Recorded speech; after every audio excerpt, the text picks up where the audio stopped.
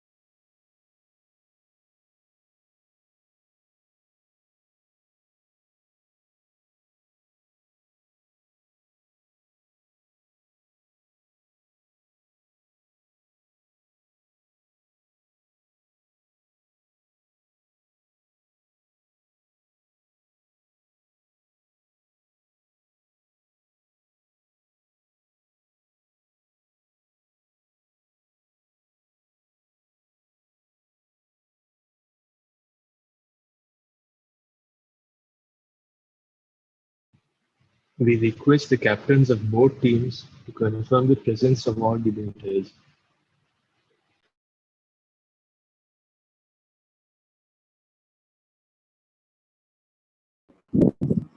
We are waiting for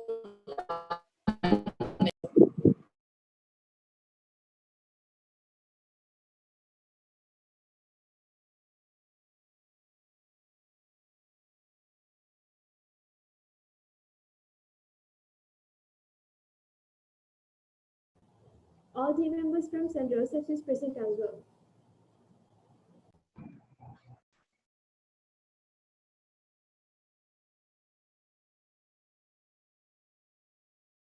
St.Bridget is waiting for one member to join.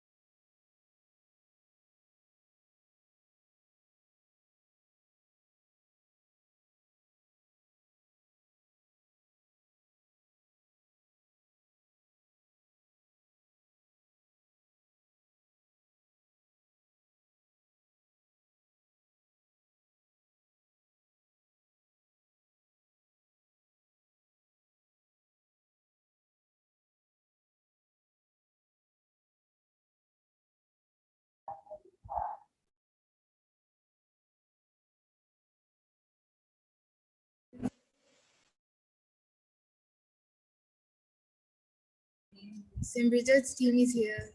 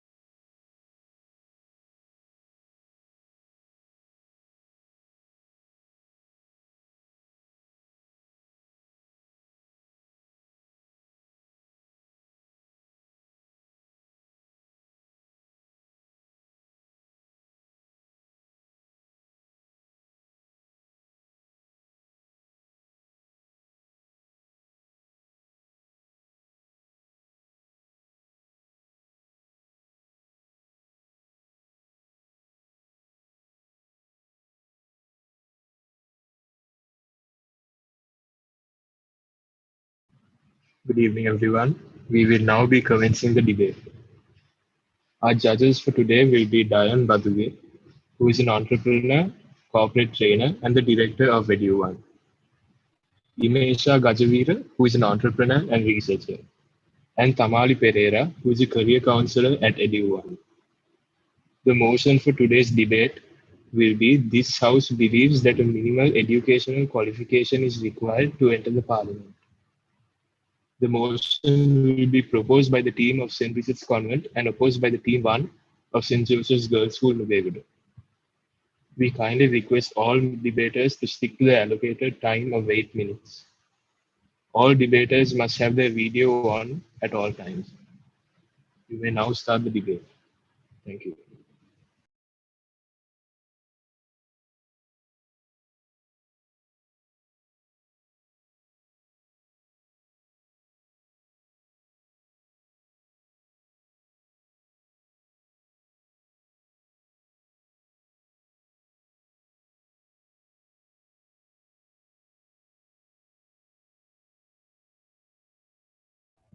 Should I start? Yes, you can start. 3, 2, 1. Prior permission from Honorable Judge and members of the House. The motion at hand today is this House believes a minimum educational qualification is required to enter the Parliament.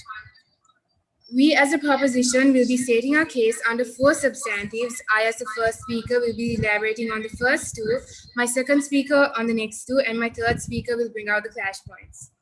The proposition will be bringing a model to today's debate, that is the minimum educational qualification being the GCE A-level examination, and the debate to be spoken on the context of Sri Lanka. So why the proposition chose A-level as the minimum qualification is because GCE O-level will only test the basic knowledge and it will not test your competence as much as A-level examinations will.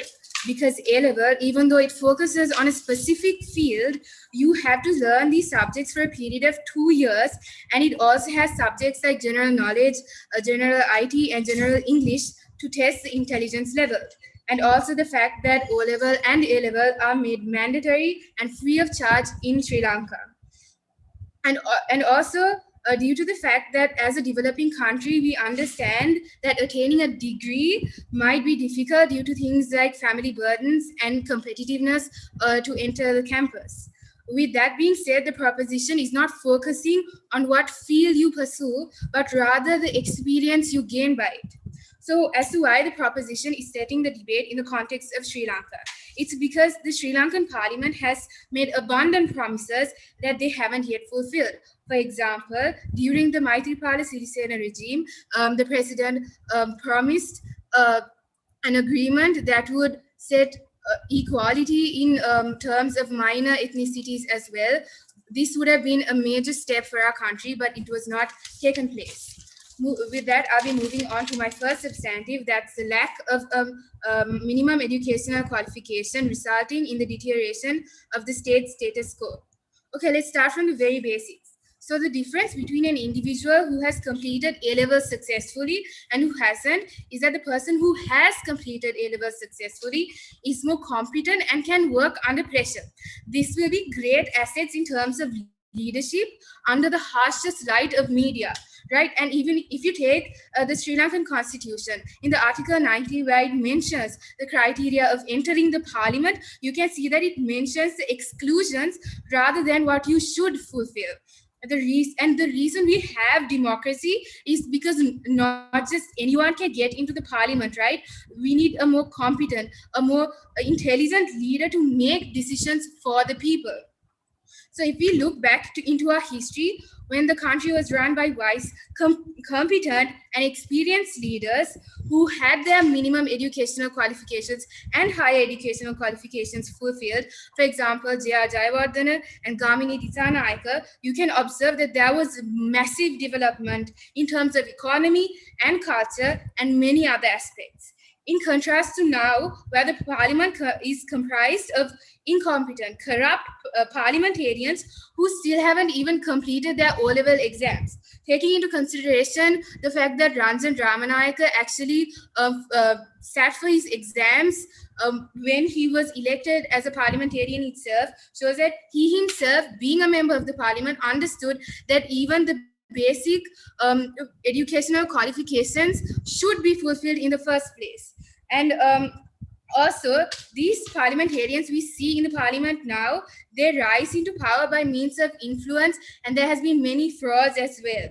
And these parliamentarians also possess the knowledge of 8th graders, right? And they are so immature that they act in very childish behavior, even in parliament meetings. For example, the 2018 parliament meeting held in November, that they threw chairs, they threw chili powder, and they made a massive destruction of property within the house itself.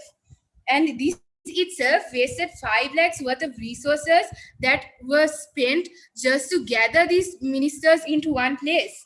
This itself shows how the value of the rupee is depreciated by the parliament members themselves. But as a proposition, we believe that successfully passing, emphasize on the successfully passing A-level examinations, which we believe that it should be made the minimum educational qualification, will bring you that maturity and that developed thinking pattern that the parliament should have at present.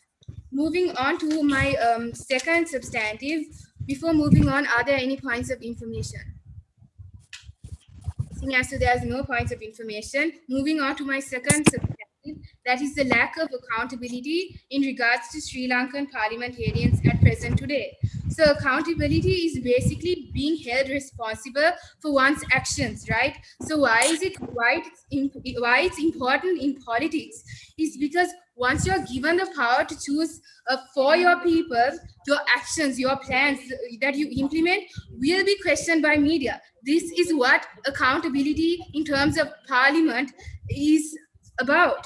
So, and why we think that education or A-level will help in making these decisions, in making these plans and implementing, is because this will be a great asset, a great tool to make decisions. Denied, ma'am. And we believe that by passing the basic level, the minimum educational qualification of A-level examinations, these politicians, these parliamentarians, they will be able to work under pressure, because as of now, the many students facing their A-level examinations work under a lot of pressure, and they still manage to thrive because of their level of competence and because that they are organized. So this can be applied in fields like politics as well, and they can use this as an asset to organize, to make a calculated decisions, a wise decision which will affect the rest of the society, right? So if you take the way parliament works today, each sector has its own leader, and if anything goes wrong, that parliamentarian will be held accountable, right? So if we take a scenario where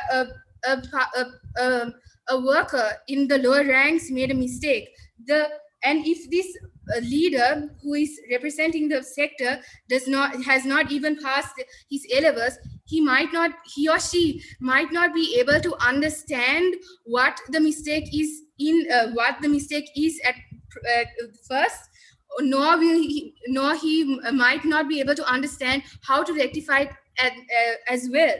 So if we take a person who has completed their A-levels, they will be very sharp, they will be very competent, and they will be able to make wise, correct, and very quick decisions that will benefit all of society and not only a fragment of it.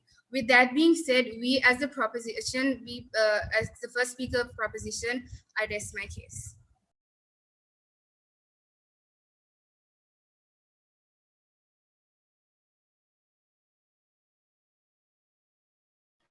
We request the first speaker of the opposition to begin. Am I audible?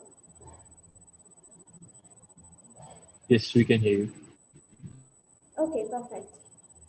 So, 3, 2, 1. Honorable adjudicators and members of the House, as the leader of the opposition team, I'd like to begin with my rebuttals. So, as the proposition team mentioned, that the A-level is very much required to get the pressure and understand the need of taking actions, right? So it's not about that. People doing foundation and diploma can also get through it without A-levels. There are so many other substitutes, right, which can give the exact pressure and they can also get through that. So why especially A-levels or advanced level? So the next rebuttal is about the Sri Lankan parliament, which has the most educated people, educated politicians who have done even higher studies, but still take the stupidest decisions. Can't we see it? It's been happening. And education doesn't determine the ability to make rational decisions, and which are best for the people. So the next rebuttal is, as the proposition team mentioned, lack of accountability or responsibility can occur because some people don't do A-levels and enter the parliament, right? So why not I ask the question, accountability doesn't require A-level knowledge, right? So it's just a basic common sense anyone can think of. Dealing with social media, even we people before doing A-levels or advanced level, we do deal with social media. So aren't we some kind of responsible people? So that being said, I'm moving on to my case, which is we as the opposition team do agree that education is important, but to make the education a requirement to become a parliamentarian, every single child from different circumstance, different place or despite the area, they should have the opportunity to pursue education, right? So it can be despite the financial status, despite the parentage, people should get the opportunity to learn, to do advanced level. So the basic requirement is that only then a minimum qualification such as advanced level can be a requirement for parliamentarian. And we also believe that democracy is above everything. So, as according to the proposing team, the democracy is totally being misunderstood. Honestly, the democracy or the main concept of democracy. So, I'll ask you a question: what's democracy? So, the basic concept has been misunderstood, right? Democracy is when the people have the power over everything, when the people have the power to make decisions, and where decision is made for the people and for their betterment of the people, right? Democracy cannot be toyed with this capability to enter the parliament, which is the minimum qualification. Elections are the main ways how these parliamentarians are entering the government, or the government ruling parliament, right? So elections are the main way, and it's very important that people choose leaders who they personally think is capable of representing themselves and who can take better decisions, or who can better deal with the laws and everything, because the people who represent themselves can only take the best for themselves, can only give the best for themselves. And this can only happen when there are almost no restrictions to anyone, to any regarding contest related, or it can be any kind of context people can enter, right? So this election should be for everyone who have the right age limit and who have not been blacklisted, and such and such who are the citizens of certain countries should get the certain privilege to become a parliamentarian. Human beings are rational, right? So thus the human beings can make not now, ma'am. The human beings can make their best decision, so which is best fit for them, right? So as we see that there are two leaders. For an example, we can take two leaders. One of them is highly educated and the other one's not. If an individual truly believes, if the certain voter truly believes that this uneducated person, or who hasn't even pursued the A-level qualification, is best fit for them, so let it be. Why not you give the people the choice to choose the best person for them? Why do you limit themselves? Because after all, that's people's choice that matters. What would you do if these people rebel against the government? If they don't like the people who if they don't like the people who are entering the parliament and taking decisions on behalf of them? Now, one thing that needs to be considered is done by the state is providing the voters with information about these candidates. Why not you give the people to choose? And why not you give the proper information about their qualifications and educational limits that they have learned up to, so that it's their responsibility. It's people's choice after all which matters, and that is what democracy is, right? You are, ma'am. So as it's democratic, not now, ma'am, Democratic Republic of Social Country, right? So it's the name itself, Sri Lanka name itself is a democratic country. So why not you give them the opportunity? Why not you give the citizens the opportunity to choose? So we say, as the opposition party, we believe that giving them the right to choose, and of course giving them the right information so that they can choose the right ones for themselves.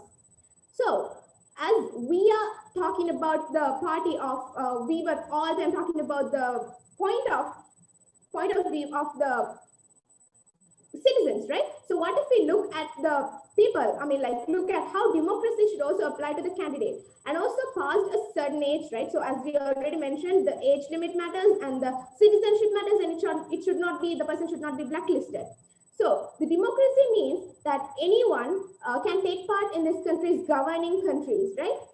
So for example, if an individual who do not have the privilege of education yet still possess the public's confidence, but still have the allowed to become a candidate for election. And also, let's move on to the second argument, and that will be elaborated by me. And the third argument, which is giving the basic solution. So that will be talked by the second person, and third person will elaborate any and all arguments. You are, ma'am. So, not now, ma'am. The second argument is education is not almighty. Education is not everything. More than education, we need smart-minded people who can tackle with the situation. So there are some extremely smart people who haven't even gotten into the high school. So, but still, there are so many examples that we see in worldwide who have come up with new innovations and who have ruled the country to a certain level, like it can come up to the developed country state.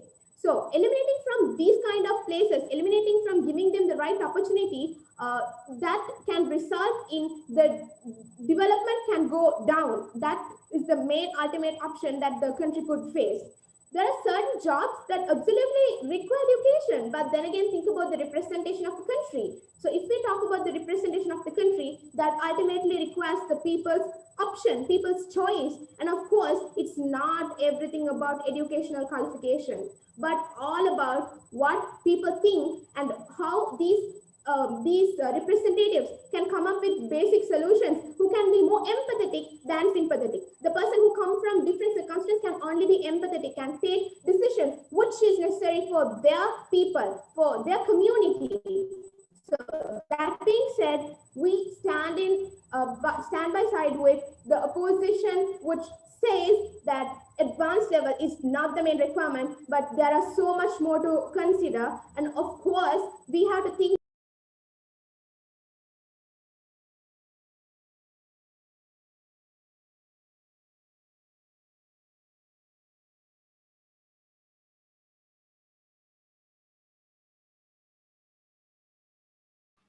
We request the second speaker of the opposition to begin, the proposition to begin.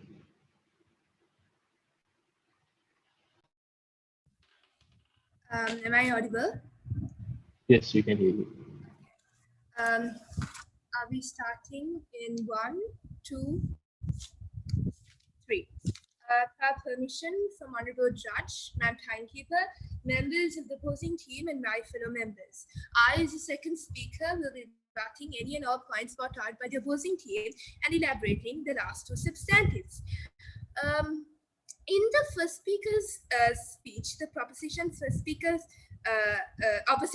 speaker's speech, they say that education is important and education is not everything, right? And in order to get entry into the parliament, that you don't need an education. It depends on the skills that you get and the competence that you get.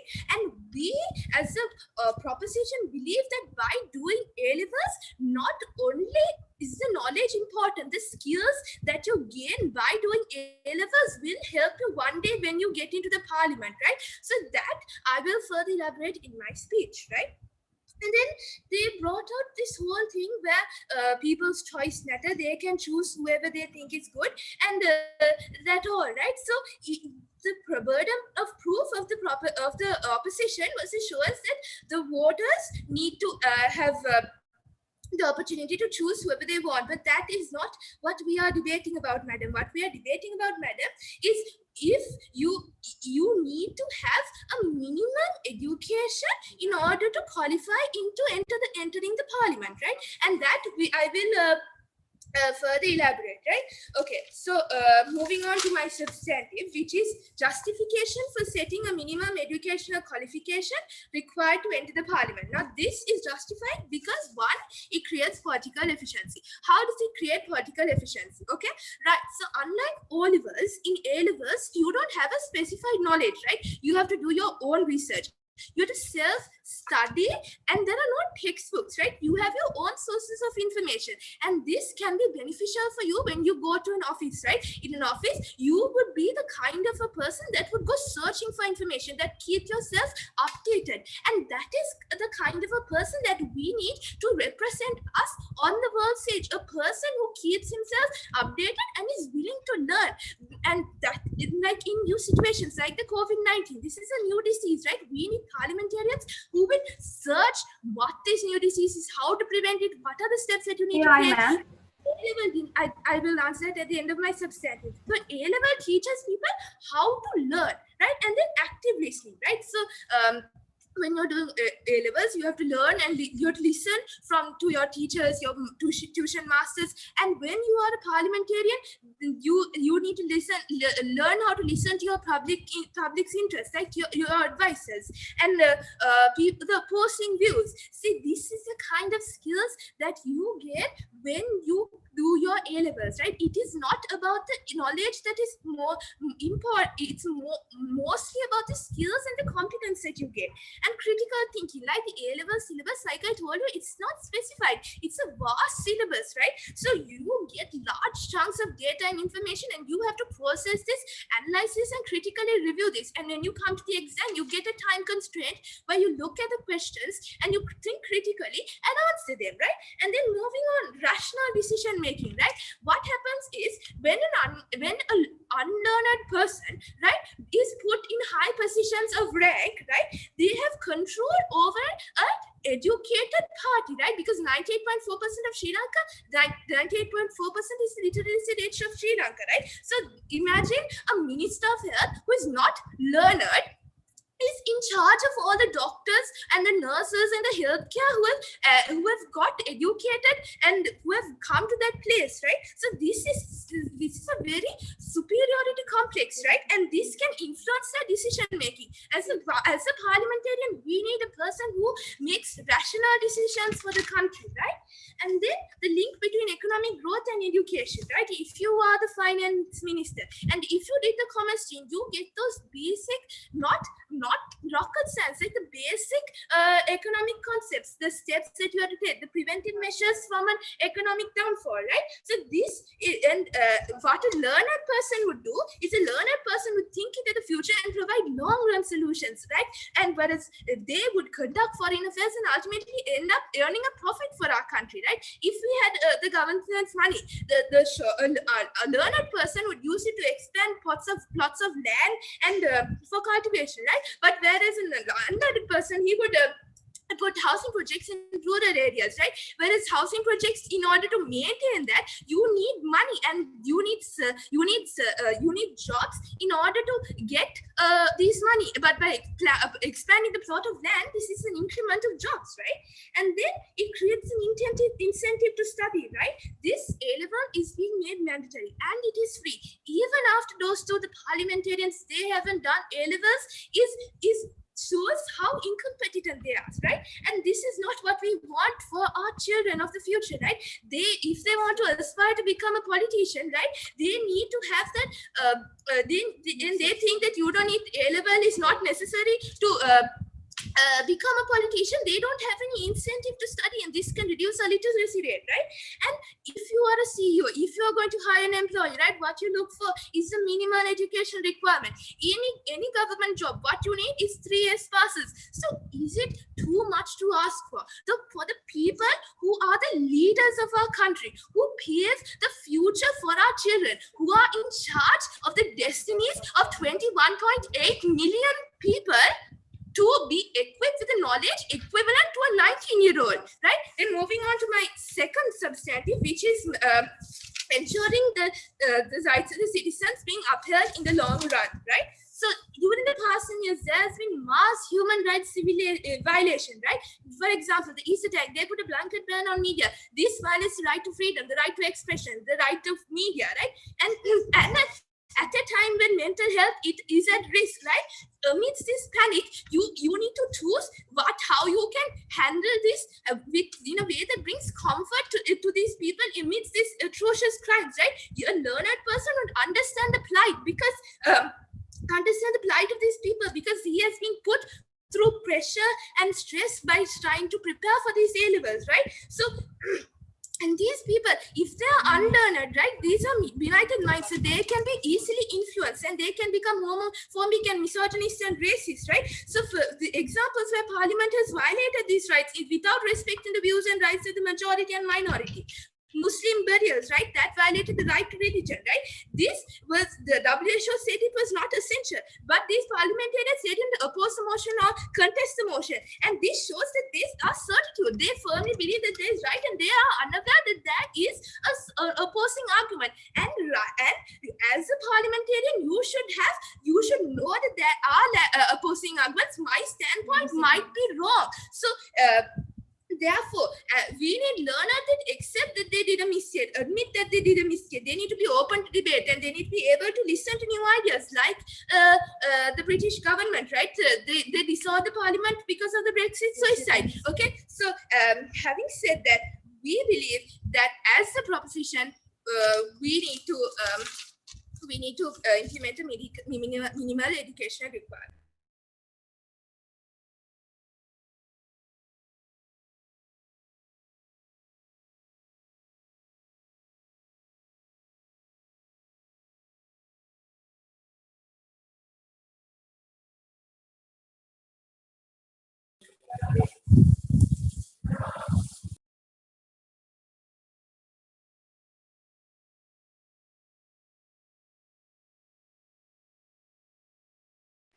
We request the second speaker of the opposition to begin.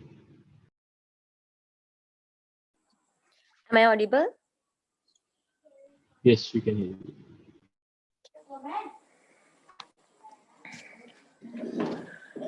One, two, three.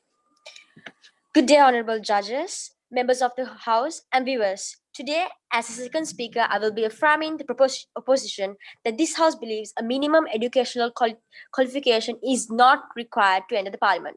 First, let me start with a few rebuttals.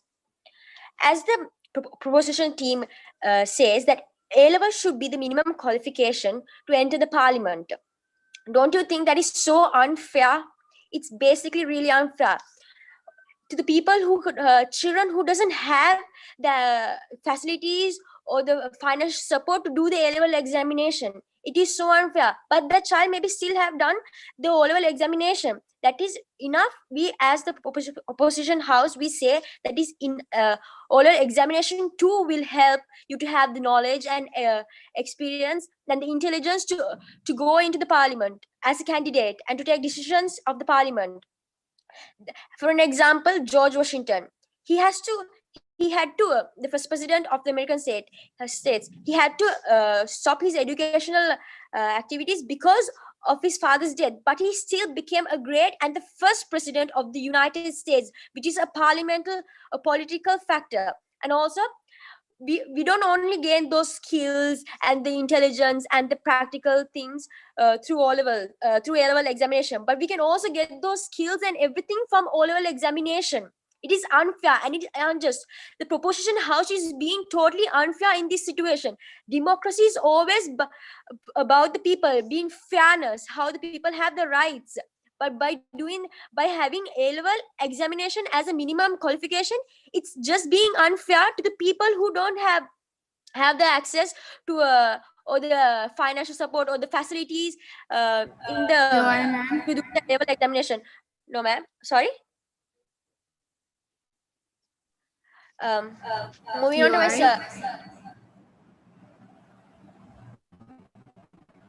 no, ma'am. Moving on to second argument, continuing the second argument, education is not almighty. While modern society holding a college degree or diploma considered to be highly beneficial and successful as to social acceptance, education is all around us in everything. Just because you're educated doesn't mean you can understand the people's needs and wants. People who are not educated have talent in understanding a practical behavior and in understanding people. That a person who represents the parliament is a person who represents the people's voice, a voice for a people who will give the people's problems and bring out the problems and find solutions for it. A parliamentarian should be technical and practical, not theoretical. Or it always should be have a logical thinking and analyzing things. That also can help us through O-level examination, not A-level examination, my friend. And also the A-level examination will only help you to focus into one stream. If you're an art student, you don't know about the bio side, you will not learn about those what the human body needs and all, but those we can also get from O-level examination. And also, for an example, if you're a professor in one certain field, you will only rely especially on one specific field. For example, a science professor, he will always analyze things in a scientific way, not as in a economical or in a 21st century way. This is a developing world. It's not yet developed. And also moving to this third argument for today, that the true solution is education is not education is important enough. For an example, take two students. One is from urban and one from a rural. These two students, the rural area child doesn't have the access to better technology, better teachers, better school facilities. They are lack of it. Every country is facing the problem. We are not only talking about Sri Lanka mainly. We are talking about all the entire globe. There are countries who are still developing, who are not developed. People they have lack of facilities and financial financial things to provide for the students. What about them? And the urban area child, the urban area child will always have the facility for technology and for extracurricular tuitions and better teachers, a better school. The problem is that the education, it is so unfair that when the proposition team brings out like such barrier that every a person who enters the parliament should have a minimum qualification of A-levels, it's unfair to the rural area children. What about them? It's all about equality. Everyone should have the same rights of everyone. In a context world, if for us to for us to agree with the fact that a student is getting equal education, yes, we will agree to the fact. But if it's only but this is not practical. It has not been done. Everyone can't find get an equal or standardized education, no ma'am, education level in this world, because still countries are still developing, as we said earlier. And we have brought you two solutions for this problem. One is to aware the people that how the education qualifications of the representatives of the parliament, and also to maximize the school level education. We are as America is, no ma'am, America is one of the most democratic country in the world and most developed, but they don't have any minimal qualification or barriers to enter the parliament. It's always about the person who represents the people, a voice for the people. That's what democracy says. And also Mr. Basil Rajapaksa, he states that no requirement is needed to enter the parliament. A Sri Lankan minister is saying this. And also, as the first theory of John Rawls political justice theory, it's that every citizen should have the same chance to be elected to every and also the highest. What about people? What about people who buys education diplomas and all to enter to the parliament, to have the power? It's not all about power. It's all about having a voice for the student. My proposition, a degree does not define who you are, but certainly your behavior, courtesy and social intelligence do. That kind of person only is needed to the parliament. And to become a voice to the nation, that is what mostly important. Also, Abraham Lincoln, he didn't have a good education, but he became one of the greatest presidents in America State, one of the most developed countries in the world. It's not all about only our country. It should have a survival possibility.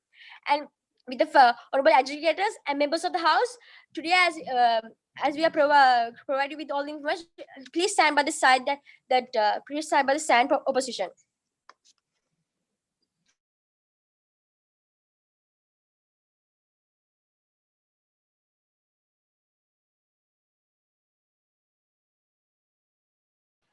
We request the third speaker of the proposition to begin. Am I audible? Yes, we can hear you. With prior permission from honorable judges, timekeeper, members of the opposing team, and my fellow members, I as the third speaker will elaborate on my two clash points. My first one being education versus experience and skills, and my second clash point being voters versus parliamentarians. Moving to the case of opposition. What the burden opposition has today is to tell us that we do not need a minimum educational qualification. And what we as the proposition today, our burden is to tell them what exactly this minimum education qualification is. We put forward in our model that we are taking A-levels. The opposition stated that we shouldn't take A-levels, but O-levels, which defies our model. But nevertheless, we will rebut their points, right? So what they basically stated was all about education. My first speaker stated, right, A-levels is not about education. We're not talking about education. We are talking about the experience, the skills, the logical thinking, all the facts that the opposition stated you gain during that 2 years of A-levels, right? It's not about the specific stream you're studying. It's not about the field. It's about the experience. We're not talking about education. We're talking about analytical thinking. We're talking about leadership skills. See, all of these things you develop during A-levels. And the reason for that is because of the fact that you have a lot of pressure, anxiety, and stress when you are doing the subject. And when you pass this, when you successfully pass A-levels, it guarantees that you can handle life and this sort of pressure, right? That's why we as the proposition chose A-levels as the minimum educational qualification, which the opposition stated that ordinary level examinations can actually do the same thing, which we as the proposition clearly disagree with them, because see, ordinary level examination is called ordinary for a reason, and advanced level examination is called advanced for a reason. See, ordinary level examination is just a year of studies where you have certain 8 subjects and textbooks where you have to just memorize the things and go for the exam. There are so many instances where children study in the last minute and they still manage to get 9 A's, right? And the reason for that is because everything is there in the textbook. But when you see A-levels, it develops all the skills the opposition stated, right? That we need a minister, a parliamentarian that can develop, make decisions properly, who can think logically. All of these things are developed during A-levels, and my first and second speakers gave enough reason for that. Now, moving to their first argument, what they stated was that we can take substitute for A-levels and we can use degrees. See, let us think about the ministers that are already there. These ministers haven't even passed their O-levels. Some of them haven't even done A-levels yet. And we are talking, and the opposition is talking about degrees. How are they supposed to go to a degree when they haven't even passed their O-levels, right? And then they stated that O-levels is enough to become a parliamentarian. Ma'am, would you want a 16-year-old to rule your country? I don't think that's the case, right? So moving to their next argument, what they stated was accountability doesn't require A-levels. See, when you do A-levels, right, you are on your own. You have your own research, your own method of searching, right? Because the teachers cannot be depended on for giving every single point, right? You have to go and you have to research. If you make a mistake, you have to be held accountable. See, this skill is developed during A-levels. Therefore, we believe that A-levels will indeed help these ministers and these parliamentarians to develop this skill, right? What they next stated was education is important. Yes, we believe education is important, right? We as a proposition wholeheartedly agree with that. But what we are talking about is not education. We're not talking about educated people and uneducated people. We're talking about competent people and incompetent people. People who actually understand logical, analytical, and thinking and making correct decisions, right? So what I stated was, I'll answer it at the end of my speech. Democracy is about everything when people have the power over everything. So like what they stated was democracy is everything, right? So that moves to my second clash point. What is voters versus parliamentarians? What the opposition brought forward today is the fact that voters won't have a fair chance of voting, right? Now, what the opposition is supposed to tell us is that how exactly the parliamentarians are elected, right? So voters, we as the government will give every right to the voters. We will promote democracy. We will let them vote for whoever they want to vote. We are not restricting their qualifications. We are not doing anything with the voters. What we are talking about is the parliamentarians, and their entire first speaker speech was about the voters and how their decisions will be restricted. No, they can vote for anyone, whoever they want, and that is up to them, right? So we are talking about the parliamentarians, right? So now every job in our country, there is a certain minimum qualification that you have to go, right? So the problem with this is that there is no qualification, right? In the Article 19, what they say is the things you shouldn't have, not the things you should have to become a parliamentarian. They say you shouldn't be married, you shouldn't already be the president to become a parliamentarian, right? They don't talk about the things that are already there, that should already have, right? So what we are saying is the reason we are actually imposing this because any single person can go get into the parliament, because even if they are not competent enough, even if they don't have this logical thinking, right? So what we as a proposition, as a government, we don't want incompetent citizens getting into the parliament and making rash decisions, which is what exactly is happening in status quo.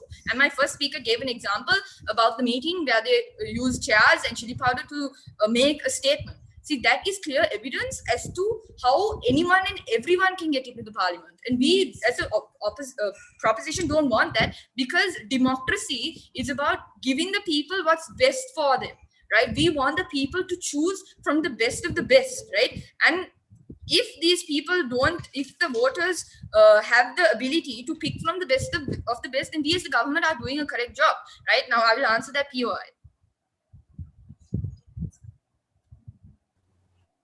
The POI is basically a statement which needs a better explanation. Can we instantly know in which particular place that any of our speakers mentioned that we are talking that 16-year-olds are able to rule the country?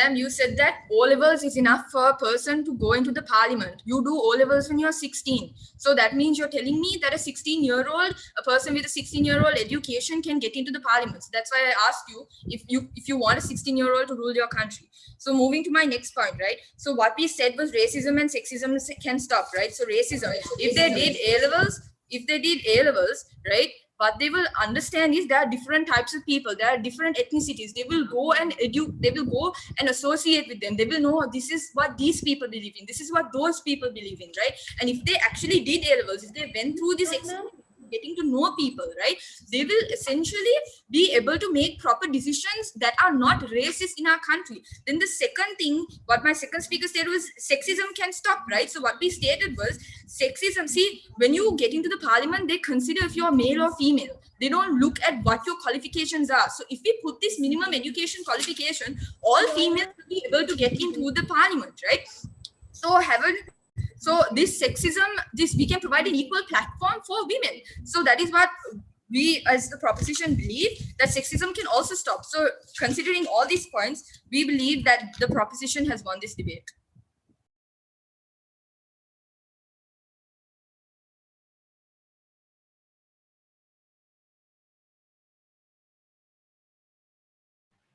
We request the opposition to present their summary.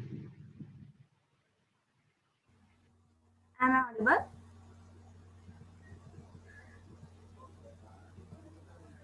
With the sorry. Yes, we can hear you. With the permission of the honorable adjudicators and our fellow debaters. The basic concept which needs clarification is that the House is totally being misled by the third speaker of the proposition party.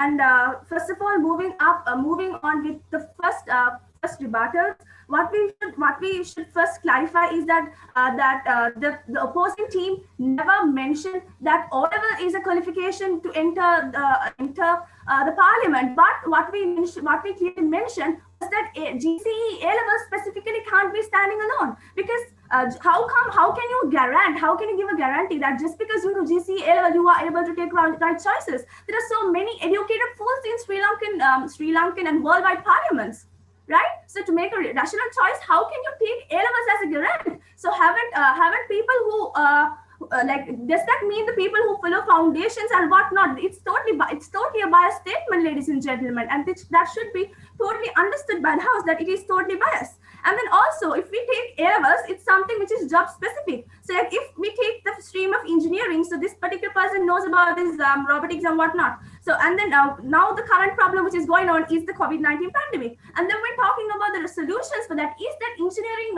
so-called engineering knowledge applicable out here? So if it is about the knowledge, that knowledge is already given by the advisors when they talk about this particular topic. And then heading on, if they say, if particularly in some of the speeches, I heard them saying that it is, if my mind serves me correctly, it is not just the education they're talking about, but about the experience. The experience about 2 years. So if it is so, can't that particular experience be given to you by any other form of educational services? So look, we're moving on. The basic reason for them to take this educational criteria is clear cut for you, is as a biased decision. Like it's something which hinders the people from entering into this particular arena. Like for an example, take the remote rural areas. So like if you ask yourself, do you know the living conditions of those particular people? And even if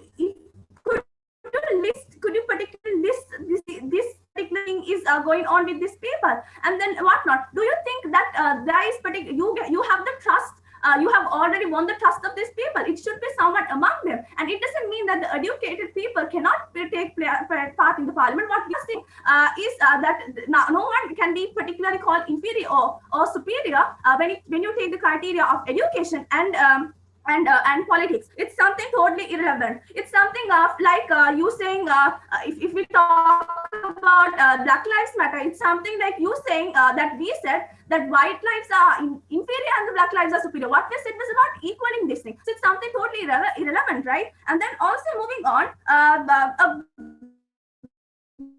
good example to prove my point is Hamilton Naki. He became a surgeon with no such educational basis. He's moving on. When you take the second speech about these ministries and whatnot, about the ministry education, we were not basically talking about giving educational minister or becoming the health minister or whatnot. What we were talking about the entrance to the parliament only, ladies and gentlemen. That's something which should be clearly understood. And also, said A-levels is provided, the facility to A-levels is free, provided in Sri Lanka. If that is so, you also mentioned, this is totally contradictory. You also said that the books and whatnot are being provided, and you specifically said that A-levels is not depending on books. It's about resources and whatnot. So to research, you need the particular facilities. And this Sri Lanka provide all the necessary facilities. Does every school have this particular computer lab, or does every Shukra have to come to this particular program to like Lakshmi, and then have to win this particular amount of money to get this particular facility? We saw how people were this educational sector. So does that mean that people who are unable to do A-levels are not eligible enough? That is totally biased, and we totally see the difference between the rural area education and the urban area education. So like for some particular reasons, the children some have to give up on education due to various reasons, and those reasons are being totally given up. And also when moving on with the rebuttals, what we should totally understand is that O-levels and A-levels or whatsoever is totally an educational curriculum. So this, what they're talking about is if it is about the knowledge, what we would like to say, more than knowledge, there's something called wisdom. So knowledge, how can you underestimate the importance of speaking up with people? And if that person, the people, being empathetic, being sympathetic, ladies and gentlemen, and that is what is basically needed out here. More than this so-called educational reforms. So like if you take a current problem, a bookish theory, more than a bookish theory, sometimes a practical person would have a better decision, right? So there are people like uneducated practical people in this world more than the educated schools. This doesn't mean that we are condemning the people who are educated. It's something really good that there are educated people in our parliament. It's something we could be happy about. But the thing is, what we're talking about the equal access. The thing is that you cannot, there's nothing like it's totally barrier, like it's total discrimination, because this is not something which is job like this is something like, you know, even the people who get PhDs on English literature whatsoever, and they are called educated. And then if you take people who learn about bio and whatnot, and then they are called educated. So it's two different things. So when it's on the topic of things like economics and whatnot, does this English literature PhD or does this biology PhD matter? It doesn't, right? If it's about economy, it's about economy. But still, it's about the applicability, which is not about this certain, you know, criteria. You take it as, you know, this A-levels, GC A-levels. GC A-levels is just a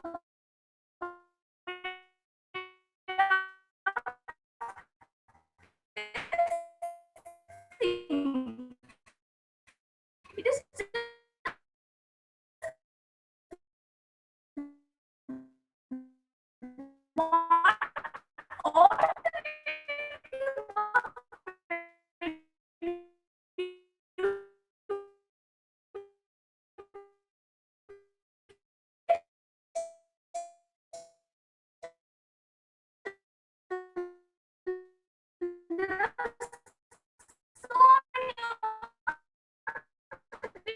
in this world. And how can you one particular thing as GCL, students go through foundation, their doctors on the so it doesn't mean that, you know, A-levels is not.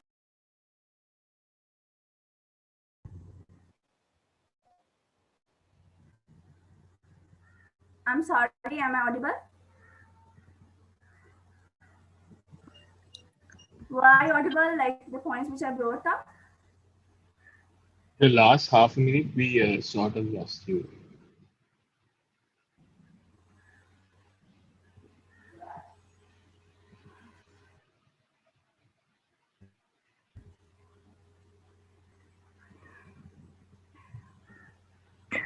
Well, yes, it was kind of dragging, but by and large, we got the idea, like what you want to transmit. So it's quite fine, not a big deal. So we can proceed with the next debater.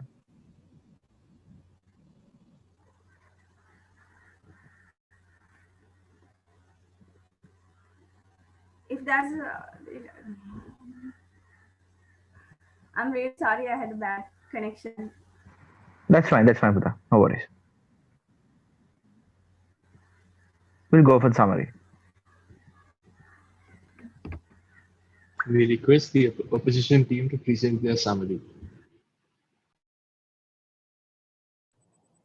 Honorable adjudicators and members of the House, once again, this is the proposition team, and we see that the proposition team which proposed 4 main arguments. All 4 arguments were cut down with clear and valid rebuttals. We see that they talk about accountability and the responsibility that the person who do A-level can get, right?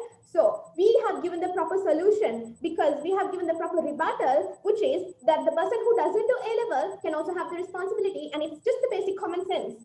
And we see that how completely it's unfair. They're talking about advanced level, right? Because the people who haven't got access to advanced level and who have no enough resources, as our third speaker mentioned and second speaker mentioned, even those people, they can have the better mindset. They can have all kind of skills that's possessed in it. And we have rebutted using this argument. And we see that those people can also go with the, go and ask for their right to become a parliamentarian, right? So we have rebutted that point, and they didn't rebut the democracy point, and they didn't rebut the whole argument because they have totally misunderstood. We see that they didn't rebut the democracy, since it's very clear that opposition team has totally misunderstood what democracy is. It is basically the responsibility or the choice that's given for the people to choose their people. So they have totally misunderstood, and the case is totally the arguments doesn't even rebut this point. And we have rebutted about their further research point. The further research are carried down in A-levels, but if a person doesn't even have the access to the internet or the facilities, how can a person can do the further research? So if that person has the textbooks, even they could have learned and done the A-levels by themselves, but they didn't give such a choice, and they didn't even rebut that argument itself. We have come up with 3 arguments, and they didn't rebut first and second. The democracy was not rebutted, and the second one is also not rebutted, and third one, we have provided enough solutions on how to tackle this problem. We have given a solution on these voters must be aware about the educational qualification, and even after that, if these voters prefer to choose the person, choose the certain candidate, then they can go with it, and that is democracy. And we have given enough examples on how democracy has played a major role and created so many great examples and given so many services to the world, to each country, and to every single citizen. And we clearly stated that these other skills doesn't need to be learned from only A levels. You see, advanced level is totally pressurizing. Even I'm an advanced level kid and I know how much of a pressure I'm facing. I don't even know how I'm going to face my advanced level during this COVID-19, since although we're having online lessons, it's not accessible by so many people. Similar case, COVID-19 is a great example. So many are going through online, and we even saw that on television. There was a kid who came to win a laptop because they don't have access for online education. So how are they going to pursue the online education? We have given enough solutions on why this minimum education qualification is not a mandatory thing to become a parliamentarian. Also, we didn't talk about the degree, but about the foundation. That point is also being misunderstood by the proposing team. Since we know that foundation can be done without the A levels and go to a degree. So why A levels again? Why we waste 2 years? So that's the question, right? So they didn't rebut the fact that educated fools exist. Of course, so many educated fools exist in the parliament. They didn't rebut that point as well. And at the end, we say that as the opposition team, that democracy and education is not the almighty, and the solutions that we have given as our 3 main arguments are valid proof for why the minimum education level of a parliamentarian should not be advanced level, and why this house should believe that this minimum education standard of A level should be eradicated.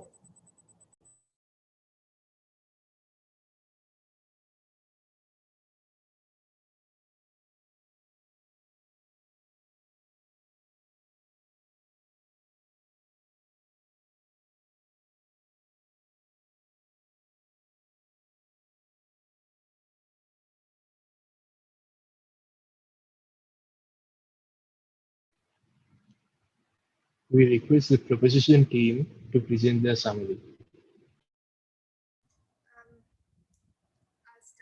Am I audible? Yes? Yes, we can hear you. Okay.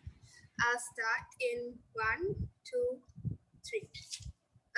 Have permission from Honorable Judge, Madam Timekeeper, members of the opposing team, and my fellow members. I, as the second speaker, will be presenting the sum-up speech. The motion at hand today was this House believes that a minimum educational qualification is required to enter the Parliament, right? So the burden of okay, so the first speaker of side opposition stated that you need better than what is better than A levels is a degree, and then the second speaker stated what is better than A levels is O levels, right? So this was a complete contradiction of your point. Your burden of proof is to say that we do not need, and we do not, that a parliamentarian does not need education to enter a parliament. That is your burden of proof, right? So what we are trying to say is that you need at least A levels to be qualified to enter into the parliament, right? And then we are not saying the knowledge imparted through A levels. Our first speaker said that the context is the skills and the competence that you gain through the experience of A levels, like I stated in my speech and my first speaker too stated, right? So then they said that the rural areas it would be a discrimination because the urban areas would have more access to facilities than the rural areas, right?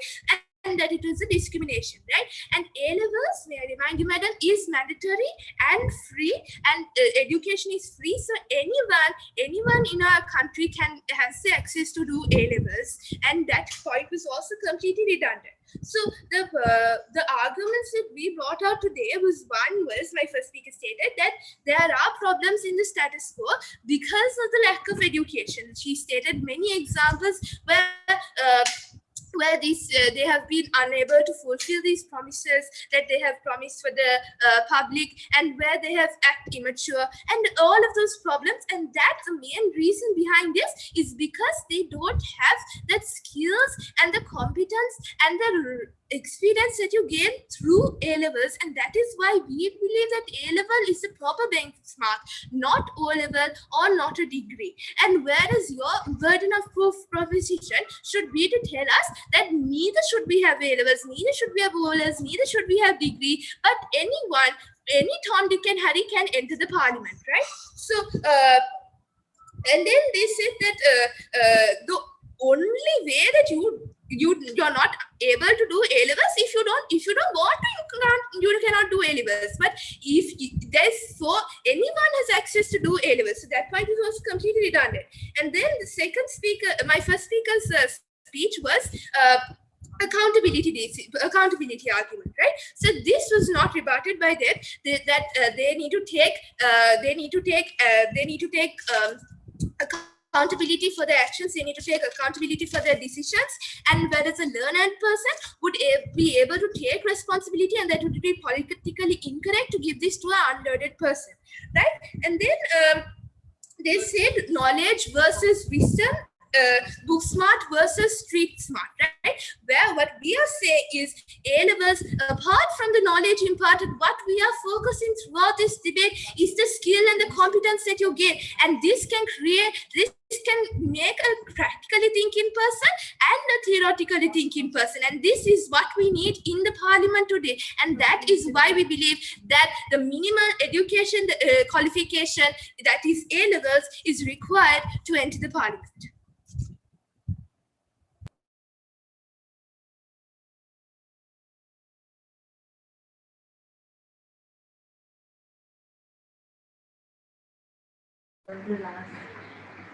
Yeah, thank you all.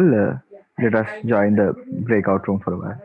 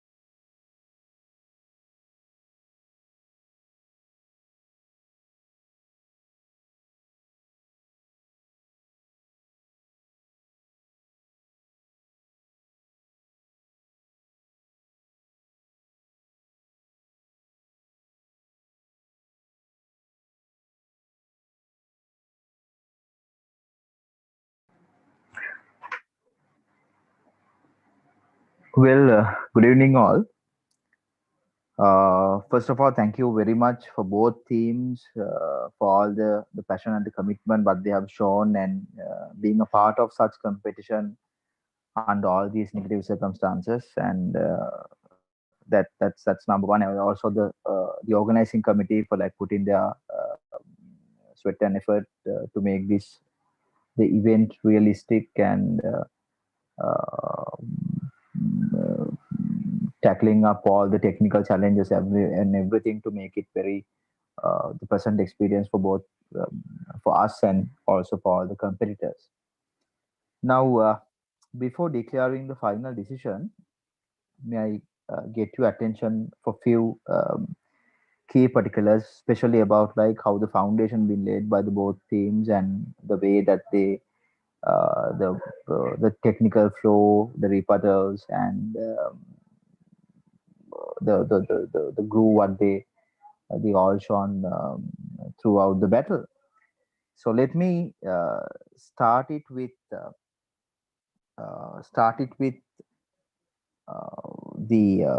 proposing team, where St.Bridget. Well, altogether, I have even witnessed one of their debates in the first round. Compared to that, the team had come forward in a very strong manner. The composure is more. The composure was so better compared to their previous debate, and the teamwork was better than how they had at the first point. And the altogether the preparation, that the way they brought topics into the table, all were so compact and more organized compared to like yeah they had been. And then as it goes to St. Joseph's College, like well, it was like very tight battle. Both teams were not far behind each other, right?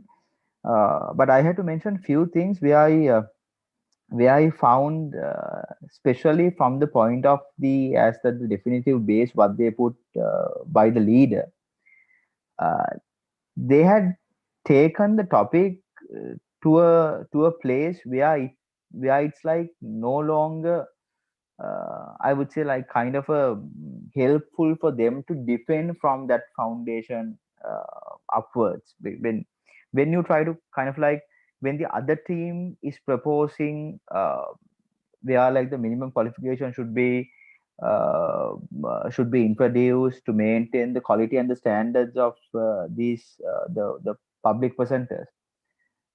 The opposing team, as they reach a point where they feel know that the AWL might not be the best qualification, but why can't we technically like something like all would be better? That kind of a fragile base would have been challenged from all the 360, which had happened eventually.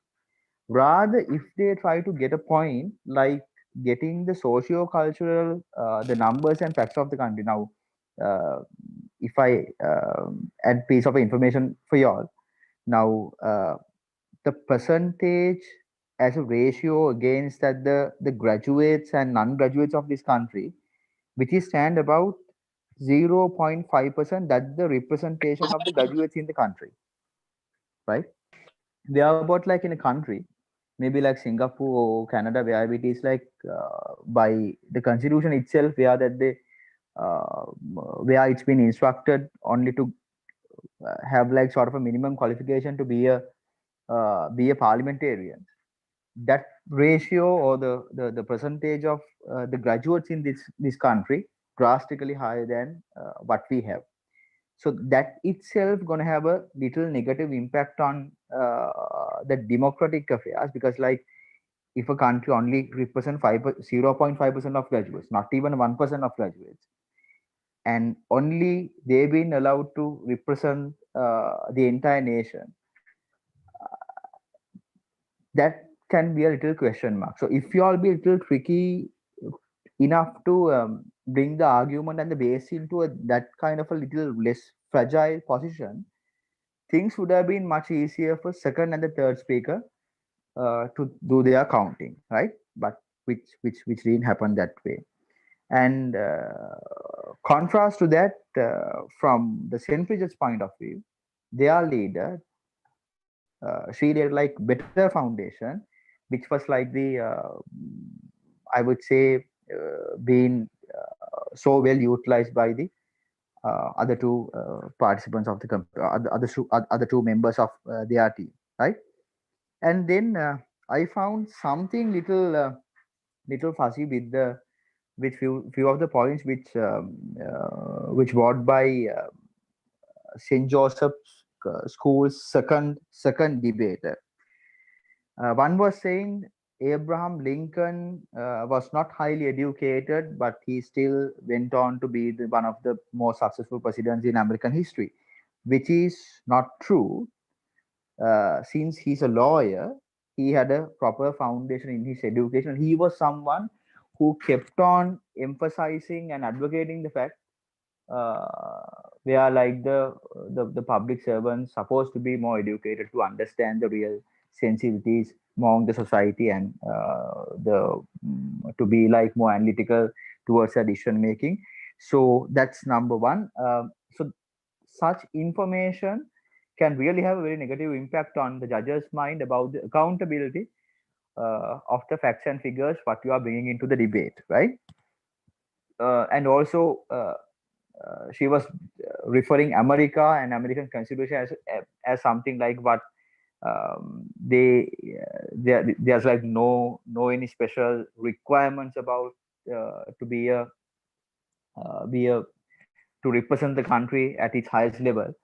So I was little I was little shocked, like no one from the proposing team really uh, had a go on that, since like Donald Trump would have been the perfect example how someone with lack of education, lack of competencies would ruin all the grades made by a country. Then the third debater, she was okay. She had the on points and she was trying her level hard to defend the very fragile foundation what they had, and had the fair share of the credits, right? Uh, from my point of view, the role was played by the third debater of St.Bridget. She was the best in the encounter, and again compared to the first debate, what she had in the first round, the improvement and the composure, what she expressed, which is like amazing. She brought few seriously important points into the debate, which was like hardly touched by the opposing team. The one was like bringing down the difference between being educated and being competent, which added a great essence of uh, analytical skills into the argument. I really admire that. Then bringing down how that the constitution is only offer about that the where like someone is not qualified to become a representative of the public, where like it doesn't say anything about the like under what circumstances someone would be eligible to become a representative of the office. So that was again a very mature point, the kind of a point and an approach like from the judge's point of view we really wish to hear from y'all. And again the bringing down the little part of the sexism, how like we are uh, the rookies with really lack of education and the quality exposure being sent to the parliament. uh, Y'all don't appreciate certain human qualities, and we are like a very civilized set of professionals would appreciate in the long run. So those were very decisive, and again like more than uh, uh, as much as like we were impressed by the all the points she made, the composure and the delivery, which was excellent, and the way that she tackled the one of the questions being shot by the opposition, again great. So overall, my I personally pick her as a best debater of the battle. So, as like I conclude with my statement, we are about to declare the decision. St. Bridget's will be St. Bridget's are the winning team, and wish you the very best to have your success on your semis and to move ahead. As like if you get lucky enough to reach the glory, and the same way, St. Joseph's, you were not far behind in the competition, and it was a good debate compared like some of the one-sided debates what we have gone through today. It was really good debate. Thank you so much again. Like wish you all the very best for all the up and coming endeavors, and be strong, be more prepared. You can polish and brush up all your little the very subtle I would say like the negativities what you all had today. I feel that the most of uh, little loopholes what being exposed today by the St. Joseph, it was lack of little lack of preparation. So if you all can improve that, things can be more positive towards you all. And at the same time, again, there's another little reminder to the this is for the second debate of St.Bridget, the one who had done the summary. The content was good throughout, but again, keep one thing in mind: we are not the judge board is not. We are not observing you all at in a physical in a physical classroom or in a physical arena. So sometimes the tone modulation itself can add a huge positivity or a negativity towards the end result. So keep that in mind and build a better composure. If you had a better composure with the two deliveries what you had, like there's a possibility to you to get a like better grading than what we had originally given. So that's all for today. Again, thank you so much. And one lady or gentleman had a little concern about like how St. Bridget Convent was being seated at the same place and sharing all the information and having that the bilateral communication.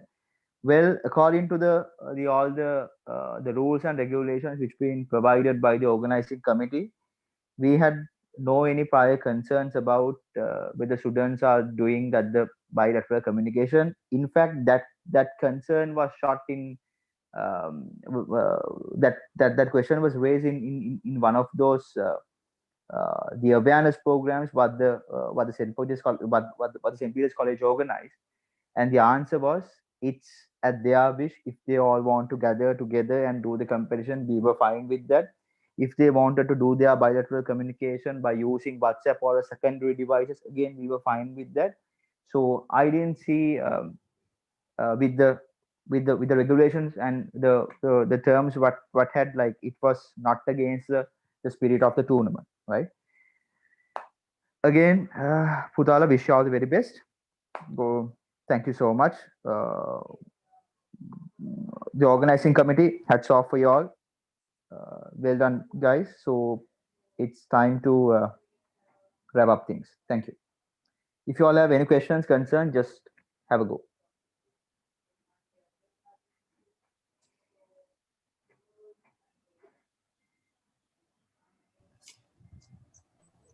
So the best speakers were not chosen? Yes, sorry. The best speaker of the battle goes to the third speaker of from the proposing team or the winning team, third speaker of St.Bridget, and then from the St. Joseph's, it should go to their leader, the first speaker.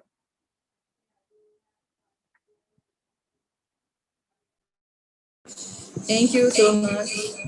Thank you, You're sir. welcome. Yes, you're welcome. Great.